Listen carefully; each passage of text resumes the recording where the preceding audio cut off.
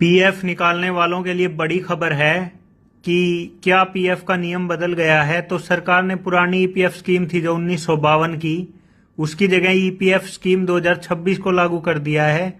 अब आप अपने पीएफ अकाउंट से अपनी मर्जी का सारा पैसा नहीं निकाल पाएंगे। नया नियम क्या है? अब से किसी भी तरह का पार्शियल विड्रॉल पर 25% अनिवार्य रूप से अपने खाते में रखना होगा। इसका मतलब है कि आप अपनी कुल राशि का सिर्फ 75% हिस्सा ही निकाल सकते हैं। इसको एक एग्जाम्पल से समझते हैं। जैसे कि मान लो कुल पीएफ बैलेंस 1 लाख रुपए है, तो उसमें 25,000 रुपए अनिवार्य रूप से खाते में ही रखना पड़ेगा और विड्रॉल का जो अमाउंट होगा वो सिर्फ 75,000 तक हो सकता है। यह नियम घर खरीदने, शादी, शिक्षा या बीमारी सभी तरह की निकासी पर लागू होगा। और आपके लिए इसमें क्या जरूरी है देखना, तो घबराइए मत। आपकी मंथली इन हैंड सैलरी या पीएफ कंट्रीब्यूशन पर इसका कोई असर नहीं पड़ेगा। सरकार का उद्देश्य है कि रिटायरमेंट के समय आपके पास पर्याप्त फंड सुरक्षित रहे। और इस नियम की सीमा की बात करें तो यह नियम केवल तभी तक काम आता है जब आप अपना पैसा एडवांस में निकालते हैं। और आपको क्या याद रखना है कि यह बदलाव आपकी भविष्य की आर्थिक सुरक्षा के लिए है। अगर आप अपने फंड की प्लानिंग कर रहे हैं तो 25% की इस अनिवार्य कटौती मतलब ये खाते में ही रखना पड़ेगा, तो इसको ध्यान में जरूर रखना। स्मॉल सेविंग स्कीम पर बड़ा अपडेट है। केंद्र सरकार ने जुलाई से सितंबर 2026 के क्वार्टर के लिए स्मॉल सेविंग स्कीम की इंटरेस्ट रेट में कोई भी बदलाव नहीं किया है। यह लगातार 9वीं बार है जब सरकार ने इन योजनाओं की दरों को बिल्कुल स्टेबल रखा है। अच्छा, नए क्वार्टर 1 जुलाई 2026 से ब्याज दरें क्या होंगी वो देख लेते हैं। तो सुकन्या समृद्धि योजना में 8.2% एनुअल इंटरेस्ट रेट मिलेगा। सीनियर सिटीजन सेविंग में 8.2% ही, और नेशनल सेविंग सर्टिफिकेट में 7.7%, मंथली इनकम स्कीम में 7.4%, पब्लिक प्रोविडेंट फंड में 7.1% और किसान विकास पत्र में 7.5% मिलेगा। अच्छा, निवेशकों के लिए जरूरी बातें देख लेते हैं। तो पहला पॉइंट है फाइनेंशियल स्टेबिलिटी। सरकार के इस फैसले से निवेशकों को अपनी लॉन्ग टर्म इन्वेस्टमेंट प्लानिंग में कोई बदलाव करने की जरूरत नहीं है। और दूसरा है गारंटीड रिटर्न। ये सभी सरकारी योजनाएं रिस्क फ्री होती हैं, इसलिए आपके पैसे पर मिलने वाला रिटर्न पूरी तरह से सुरक्षित है। और कंसिस्टेंसी, दरों में स्थिरता का मतलब है कि अगर आप पीपीएफ या सुकन्या समृद्धि योजना जैसी स्कीम में इन्वेस्ट करते हैं तो आपको पहले की तरह ही फिक्स इनकम मिलती रहेगी। अच्छा, आपके लिए क्यों महत्वपूर्ण है? पहली बात तो है मार्केट वोलेटिलिटी। जब बाजार में उतार चढ़ाव होता है तो ऐसी स्कीम में निवेश करना सबसे सिक्योर माना जाता है। दूसरा, फाइनेंशियल गोल। अपनी फाइनेंशियल प्लानिंग और भविष्य के लिए लक्ष्यों को सुरक्षित रखने के लिए ये इंटरेस्ट रेट मददगार होते हैं।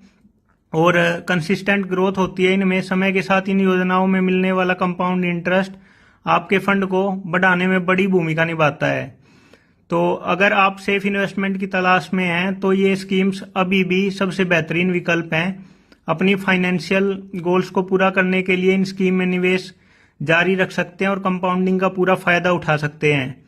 ये वीडियो सिर्फ एजुकेशन पर्पज के लिए है ताकि आपकी फाइनेंशियल अवेयरनेस बढ़ सके। मोतीलाल ओसवाल का नया एनएफओ, क्या आपको इसमें निवेश करना चाहिए? मोतीलाल ओसवाल म्यूचुअल फंड ने अपना एक नया न्यू फंड ऑफर लॉन्च किया है जिसका नाम है Motilal Oswal Nifty mid cap 150 momentum 50 index fund.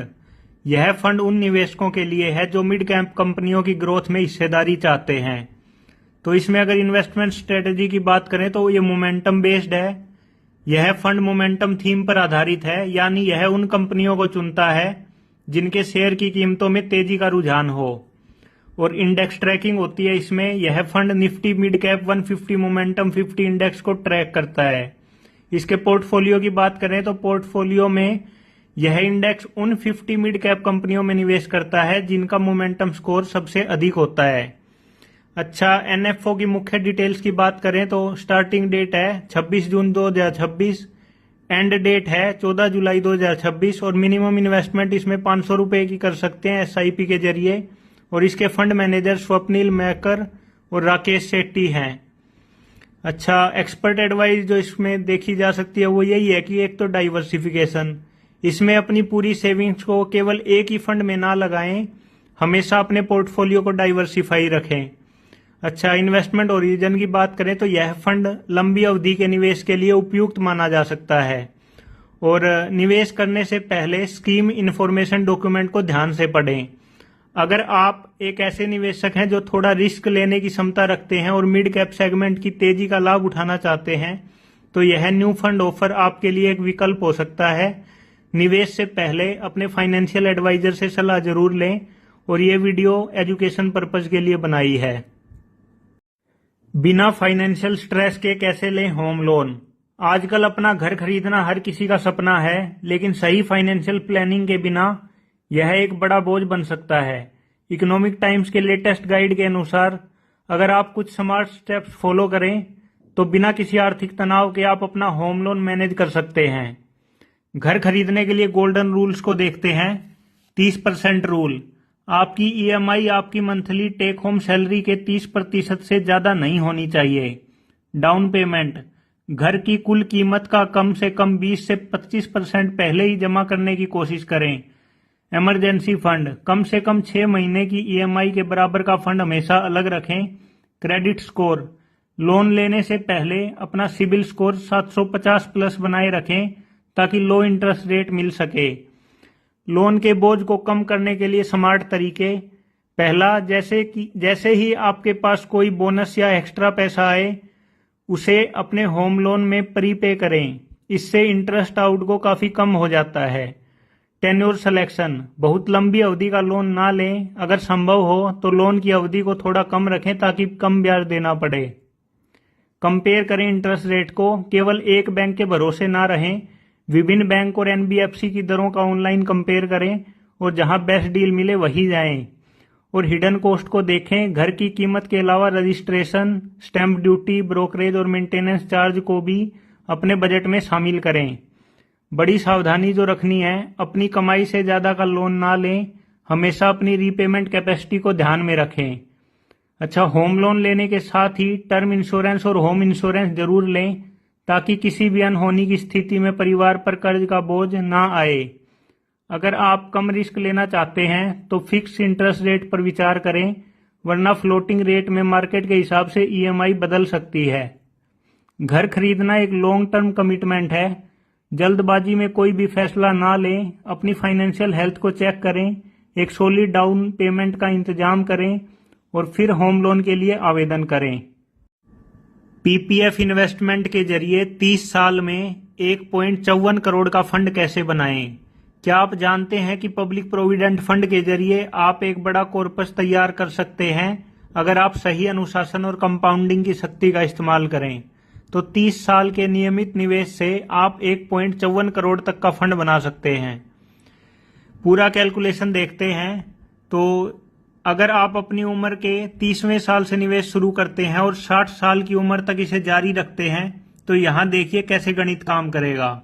Starting as होगी 30 साल, तो इन्वेस्टमेंट पीरियड 30 साल हो गया पूरा, और एनुअल इन्वेस्टमेंट 1.5 लाख के करीब करनी पड़ेगी मैक्सिमम। तो इंटरेस्ट रेट आपको जो मिलेगा वो होगा 7.1% का पर एनम, और टोटल इन्वेस्टमेंट आप करोगे 45 लाख की, तो जो कुल ब्याज आप कमाओगे वो होगा 1.09 करोड़ और फाइनल कॉर्पस आपका तैयार हो जाएगा 1.54 करोड़ तक का। तो पीपीएफ के मुख्य फायदे क्या हैं?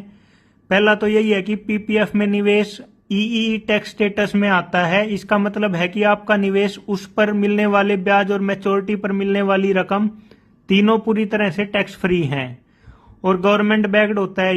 यह एक सोवरन गारंटी वाली स्कीम है जो इसे सबसे सुरक्षित निवेश विकल्पों में से एक बनाती है और सालाना कंपाउंडिंग के कारण लंबी अवधि में आपका पैसा बहुत तेजी से बढ़ता है।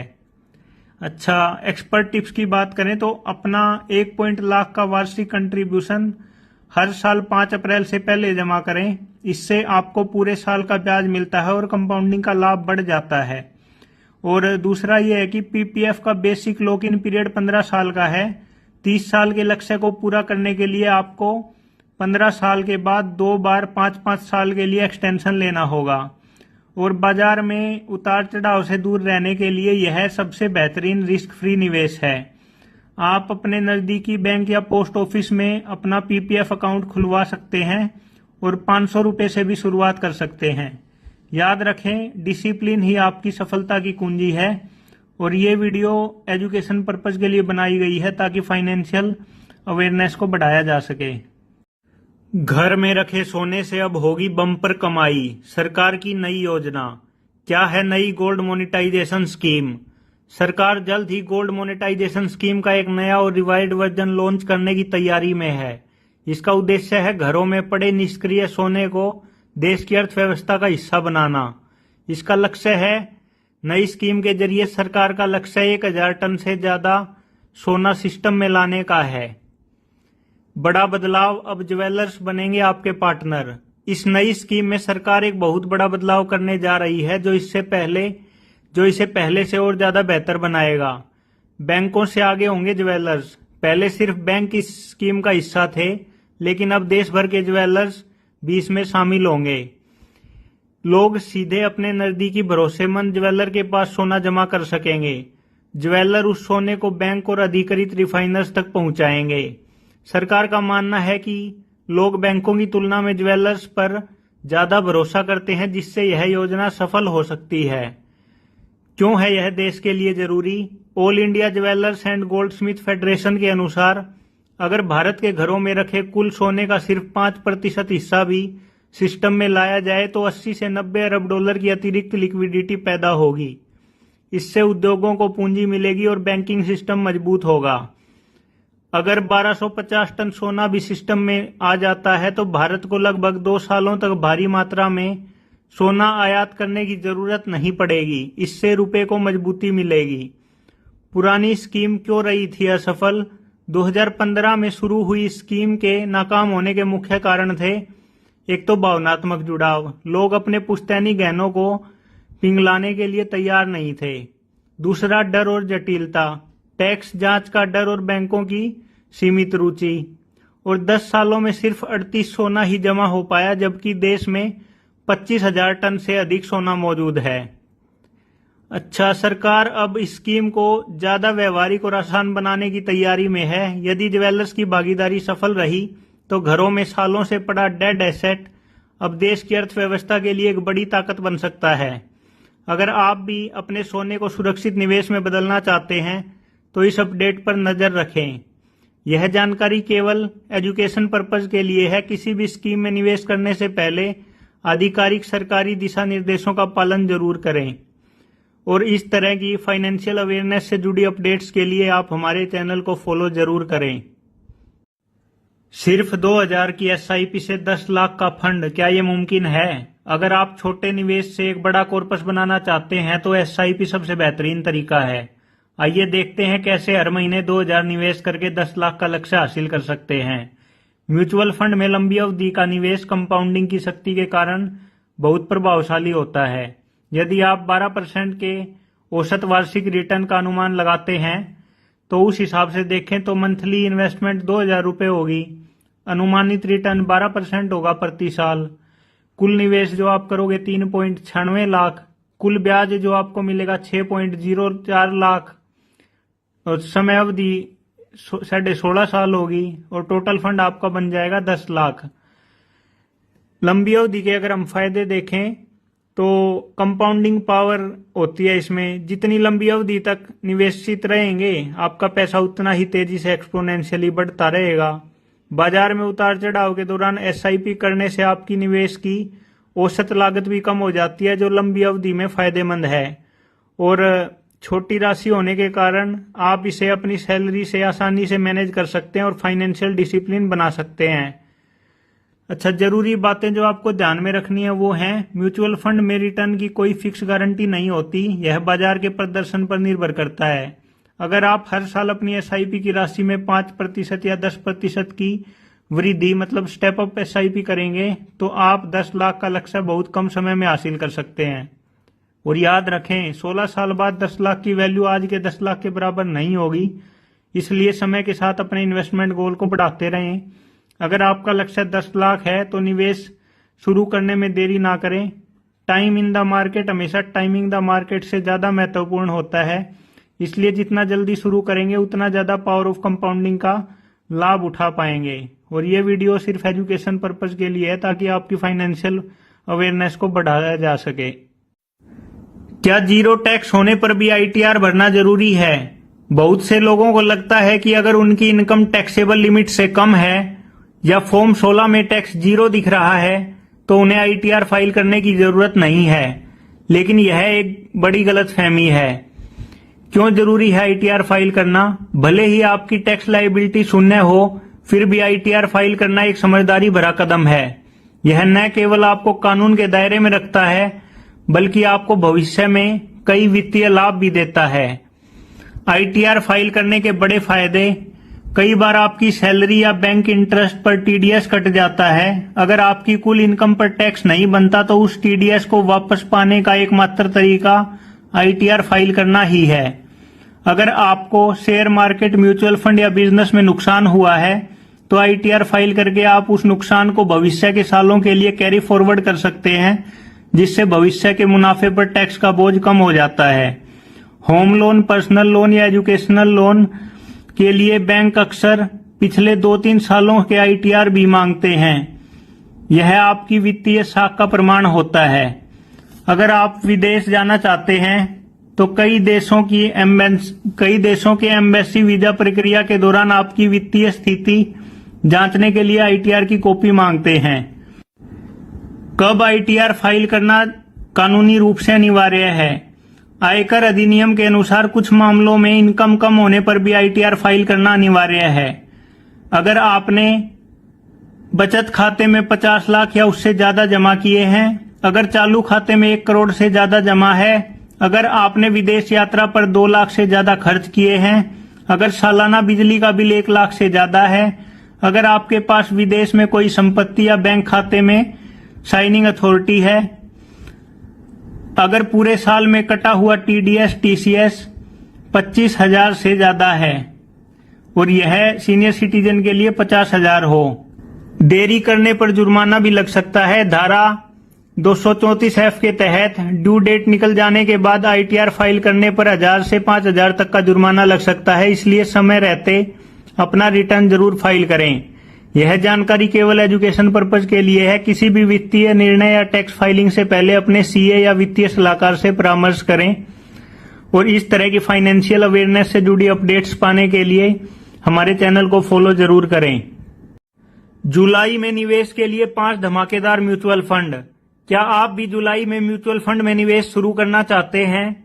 बाजार में हजारों फंड हैं, लेकिन सही चुनना मुश्किल है। आज हम आपको 5 ऐसे बेहतरीन फंड्स के बारे में बताएंगे जिन्होंने पिछले 5 सालों में शानदार प्रदर्शन किया है। टॉप 5 फंड्स की लिस्ट और details. Kotak mid cap fund, fund size 64,749 crore, 5 साल का CAGR 18.45% और मिनिमम SIP 100 रुपए से कर सकते हैं।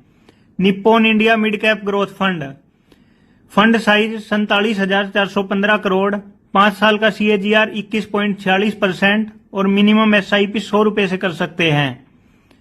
SBI large and mid cap fund, fund size है 53,527 करोड़, 5 साल का CAGR 12.17% और मिनिमम SIP 500 रुपए से कर सकते हैं। Aditya Birla Sun Life Nifty defence index fund, fund size है 1165 करोड़ और मिनिमम SIP 500 रुपए से कर सकते हैं। कोटक इक्विटी सेविंग्स की बात करें तो इसका फंड साइज है 10,108 करोड़, 5 साल का CAGR है 10.67% और मिनिमम SIP 100 रुपए से कर सकते हैं। कैलकुलेशन के जादू की बात करें तो आमतौर पर म्यूचुअल फंड लंबी अवधि में 12% का रिटर्न देते हैं। अगर आप Nippon India mid cap growth fund जैसे विकल्प चुनते हैं तो सही अनुशासन के साथ आप 25 लाख से ज्यादा का बड़ा कॉर्पस तैयार कर सकते हैं। डिस्क्लेमर ये है कि म्यूचुअल फंड रिटर्न बाजार के उतार चढ़ाव पर निर्भर करते हैं। रिटर्न की गारंटी नहीं होती, यह कम या ज्यादा हो सकता है। निवेश करने से पहले अपने फाइनेंशियल एडवाइजर से चर्चा जरूर करें।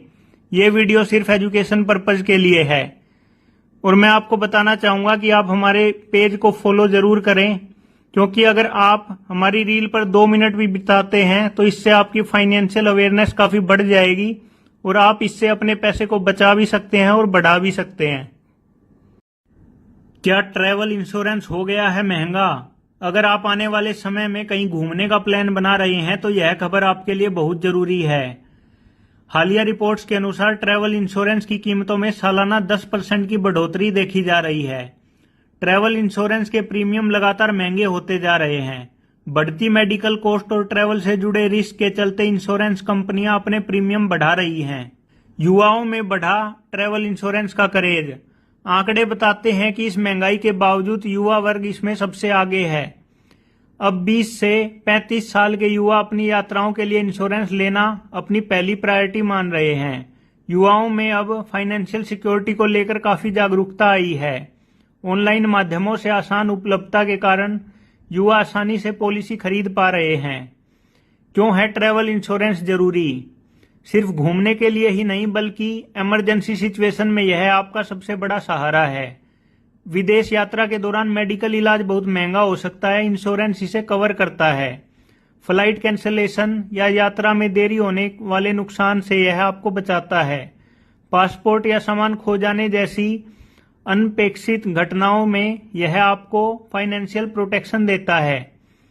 स्मार्ट टिप्स, प्रीमियम को कैसे बचाएं? महंगाई के इस दौर में आप कुछ तरीके अपनाकर बेहतर डील पा सकते हैं। हमेशा अलग अलग कंपनियों के प्लान्स को ऑनलाइन पोर्टल्स पर तुलना करें। अगर आप साल में कई बार यात्रा करते हैं तो मल्टी ट्रिप एनुअल प्लान लेना एक सस्ता और बेहतर विकल्प होता है। पॉलिसी लेते समय डिडक्टिबल का ध्यान रखें जिससे प्रीमियम कम हो सके। ट्रैवल इंश्योरेंस का महंगा होना एक हकीकत है, लेकिन अपनी सुरक्षित यात्रा के लिए इसे नजरअंदाज करना भारी पड़ सकता है। यह जानकारी एजुकेशन पर्पज के लिए है। पॉलिसी खरीदने से पहले सभी टर्म और कंडीशन को ध्यान से पढ़ें और इस तरह की फाइनेंशियल अवेयरनेस से जुड़ी अपडेट्स के लिए हमारे चैनल को फॉलो करना बिल्कुल मत भूलना। 5 सरकारी ऐप्स जो हर भारतीय के लिए जरूरी हैं। सरकारी कामकाज और वित्तीय सेवाओं को आसान बनाने के लिए भारत सरकार द्वारा कई डिजिटल प्लेटफॉर्म शुरू किए गए हैं। यहाँ 5 महत्वपूर्ण सरकारी ऐप की जानकारी दी गई है। डिजी लॉकर, आपका डिजिटल डॉक्यूमेंट वॉलेट। अब ओरिजिनल डॉक्यूमेंट साथ लेकर घूमने की जरूरत नहीं। यहाँ आप अपना Aadhaar, PAN, driving licence, marksheet digital format में सुरक्षित रूप से रख सकते हैं। ये डॉक्यूमेंट्स लीगली वैलिड हैं। आप ट्रैफिक पुलिस को भी डिजिटल कॉपी दिखा सकते हैं। उमंग ऐप, वन स्टॉप सरकारी सेवा। इसमें आपको EPFO, pension, gas booking, bill payment और पासपोर्ट जैसी सैकड़ों सेवाएं एक ही ऐप में मिल जाएंगी। बार बार अलग अलग वेबसाइट पर जाने की जरूरत खत्म। भीम ऐप, सुरक्षित डिजिटल पेमेंट के लिए। डिजिटल इंडिया का सबसे भरोसेमंद platform. Bank to bank transfer, पैसे ट्रांसफर, क्यूआर कोड स्कैन और बिल पेमेंट, वो भी बिना किसी एक्स्ट्रा चार्ज के। यह सीधे आपके बैंक अकाउंट से लिंक्ड है, इसलिए पूरी तरह सुरक्षित और सिक्योर है। एम परिवहन, ड्राइविंग का साथी। गाड़ी से जुड़ी हर समस्या का हल यहाँ है। अपनी गाड़ी की आरसी, ड्राइविंग लाइसेंस डिजिटल रखें, ट्रैफिक चालान चेक करें और फाइन भी वहीं से भर सकते हैं। ट्रैफिक चेकिंग के दौरान ये डिजिटल डॉक्यूमेंट मान्य होते हैं, जिससे आप पेनल्टी से बच सकते हैं। Annual information statement app, tax का चक्कर अब आसान। आईटीआर फाइल करने से पहले अपने सभी वित्तीय लेन देन, फाइनेंशियल ट्रांजैक्शन को ट्रैक कर सकते हैं। यह आपको इनकम टैक्स नोटिस से बचने में मदद कर सकता है, क्योंकि यहां आपको अपनी पूरी टैक्स जानकारी स्पष्ट रूप से मिल जाती है।